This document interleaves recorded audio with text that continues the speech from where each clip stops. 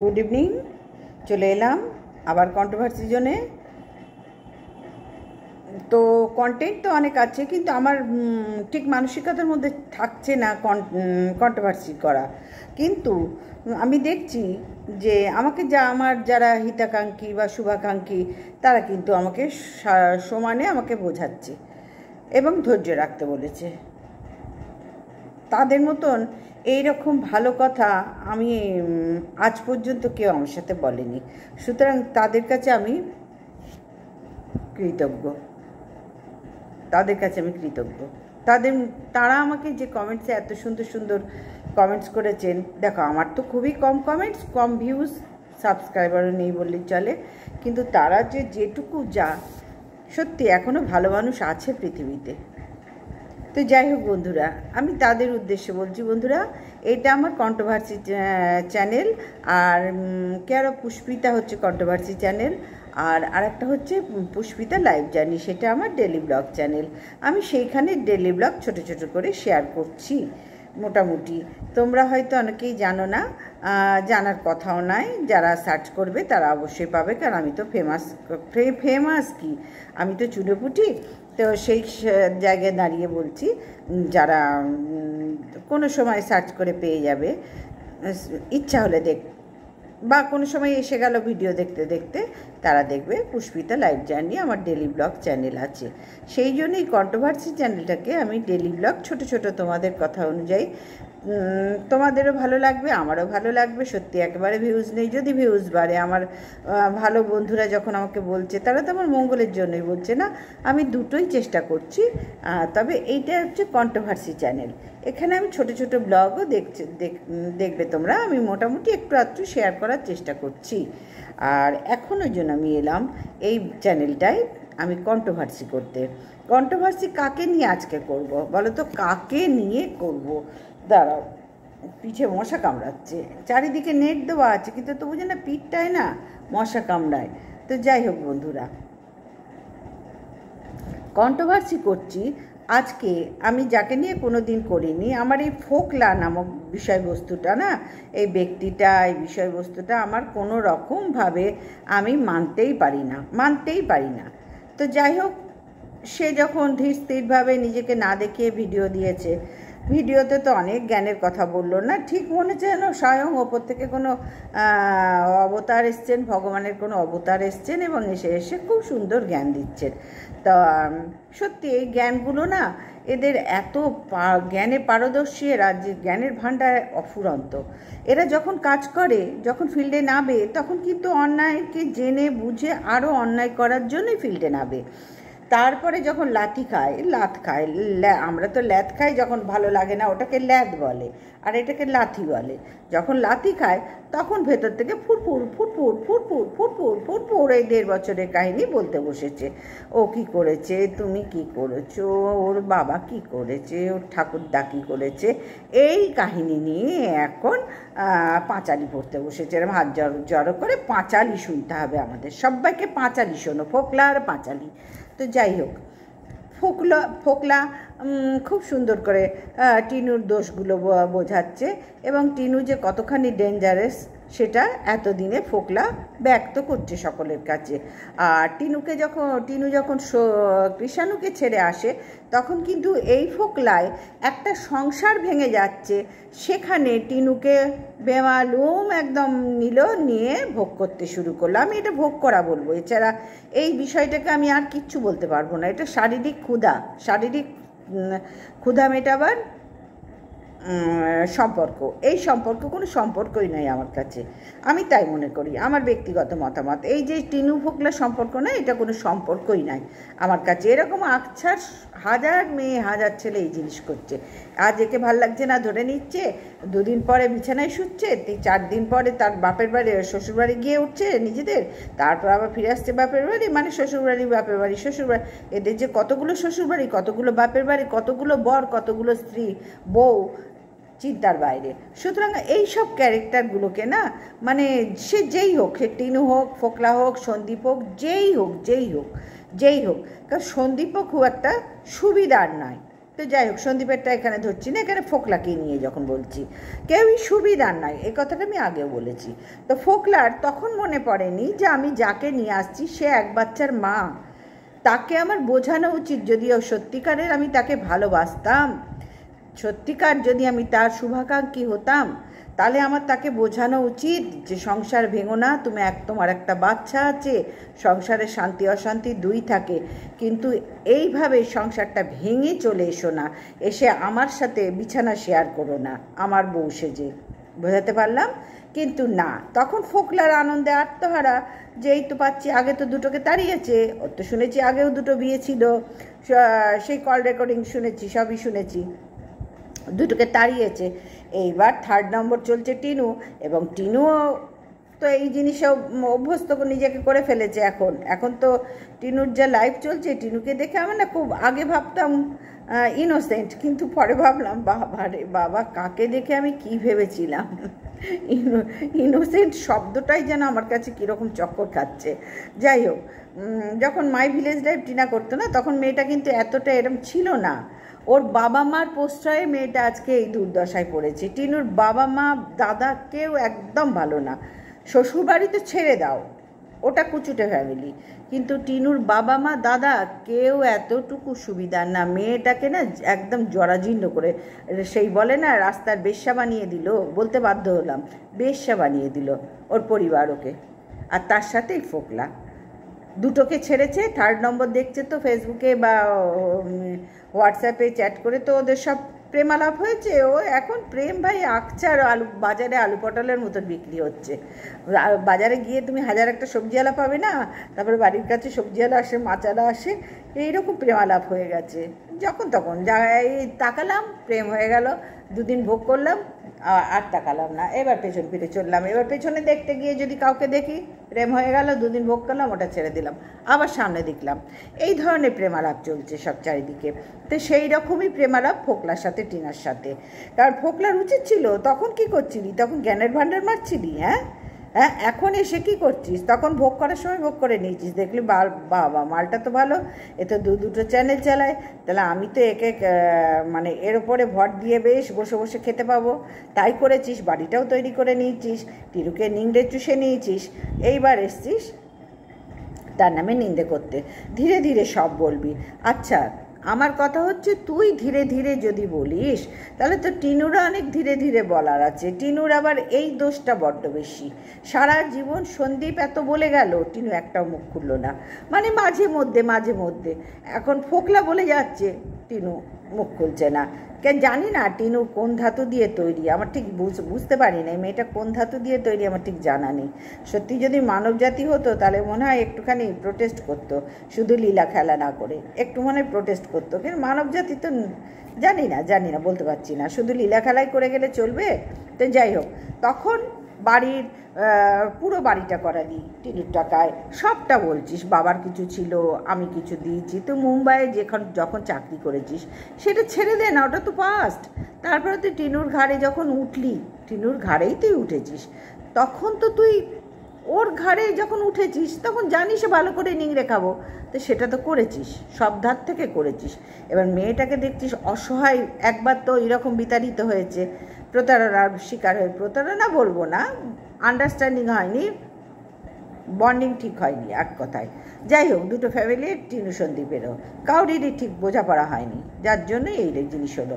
তবে হ্যাঁ, টিনুর কপালে আছে এরকম চড়ে চড়ে বেড়ানো, আর কিচ্ছু করার নেই। একবার মানুষ যদি ভুল করে না, সেই ভুলটা শোধরাবার চান্স যখন আসে, তখন সেইটার চান্সটাকে না কাজে লাগাতে হয়। তখন আর এই রকম চারিদিকে ছড়িয়ে ছিটিয়ে শারীরিক ক্ষুধা মেটাবার ব্যাপারটা রাখলে চলে না। তখন একদম নিজেকে কন্ট্রোল করে নিতে হয় যে আমি হাজার হোক মা, তো আমি তো হাজার হোক কিষাণুর মা, আমার তো একটা সন্তান হয়ে গেছে। সুতরাং আমি একবার যখন দেখলাম এরকম হলো, সোশ্যাল মিডিয়ায় আমাকে একদম ছিঁড়ে কুটে খেলো এবং রাস্তায় বার করে দিল, এক কথায় সব শেষ করে দিল। এবং ও মরে গেছে কৃষাণুকে, সেটাও শেখানো হয়ে গেছে, তো মা নেই, মা মরে গেছে, সেটা আমরা সবাই জানি, শুনেছি, ভিডিওতেই দেখেছি, সন্দীপ বলেছে। সুতরাং একবার যখন এই ধরনের হয়ে গেল, তখন দরকার কি ছিল ফোকলার সাথে মেশার? না ওদের শারীরিক চাহিদা ছিল, এখনও আছে। আমার মনে হয় টিনুর পরিবারটা এই শারীরিক চাহিদায় বড্ড অভ্যস্ত। টিনুর পরিবারটা সবারই শারীরিক চাহিদাটা বড্ড বেশি। ওর দাদা কী করে, কী এমন কাজ করে, কিন্তু বিয়েটা করে নিয়েছে। বিয়েটা সাংঘাতিক তাড়াতাড়ি করে নিয়েছে। একটা নিজের পায়ে দাঁড়ায়, তারপরে তো একটা মানুষের দায়িত্ব নয় না। বোনের ঘাড়ে, ওই যে ফোকলা যেন টিনুর ঘাড়ে চেপে চব্যচস্য করেছে, ওর দাদা মা বাবা সবাই টিনুর ঘাড়ে চেপে চব্যচস্য করেই খাচ্ছে। সুতরাং টিনুর আর কিছু করার নেই। ও নিজেকে যদি শোধরাতে না পারে এখনও, আর টিনুর কিচ্ছু করার নেই, কিচ্ছু করার নেই। ওকে সারা জীবন না এরা অবহেলা সহ্য করেই চলতে হবে। এখন উপায় করতে পারছে, এখন ছেলে মানুষ আছে, চলছে, কিন্তু একটা দিন তো বয়স সবার হবে।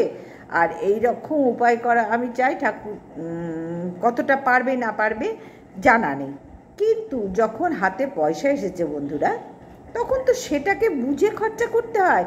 তুই যখন 5 বছর উপায় করলি শ্বশুরবাড়িতে থেকে, যেখানে দেখলি আমার হাতে একটাও পয়সা কেউ দিচ্ছে না, মানে সন্দীপ দেয়নি, সন্দীপের মা তো সন্দীপ তো সন্দীপের মায়ের কথা মতো চলে, এবং সন্দীপ বড্ড কঞ্জুস আছে, বড্ড, মানে কঞ্জুস মানে কি বলবো, তোমরা সেইভাবে ভেবো না, মানে টাকা পয়সার ব্যাপার একদম আগলে রাখে, চেপে ধরে রাখে, সেই জিনিস।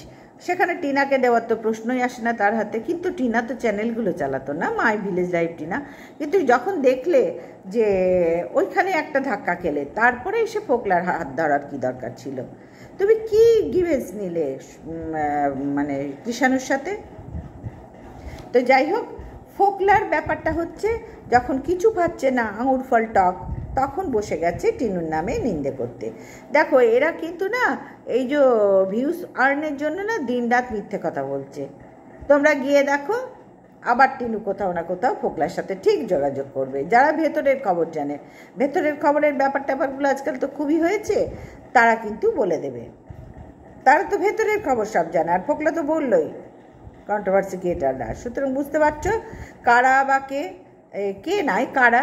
সুতরাং সেইখানে যারা ভেতরের খবর নিয়ে ভিডিও করে তাদের কথা আলাদা, কিন্তু যারা আমাদের মতন ভিডিও টু ভিডিও করে তাদের কথা আলাদা। সুতরাং আমরা ফোকলার ভিডিও যা দেখলাম, ফোকলা লাথি খেয়েছে টিনুর কাছে, টিনু এক লাথি মেরেছে। কারণ এত ঘাড়ে বসে বসে গিললে আর কতদিন চলবে বলো তো? একটা ইয়ং ছেলে, সে ঘাড়ে বসে বসে মুদির দোকান চালাচ্ছে, সেই পয়সাটা 5,000 টাকা করে টিনুর থেকে ওখানে নিচ্ছে, এখানে ঘাড়ে বসে গিলছে। তার কী বলে, তার হাতে যখনই টাকা দরকার সে চেয়ে নিচ্ছে। এটা তো ভিডিওতে বললো, আর অফ ক্যামেরায় কি করছে না করছে আমরা কেউ কি জানছি? সুতরাং বুঝতে পারছো বন্ধুরা, এই ফোকলা যা বলছে তার অর্ধেক কথা মিথ্যে।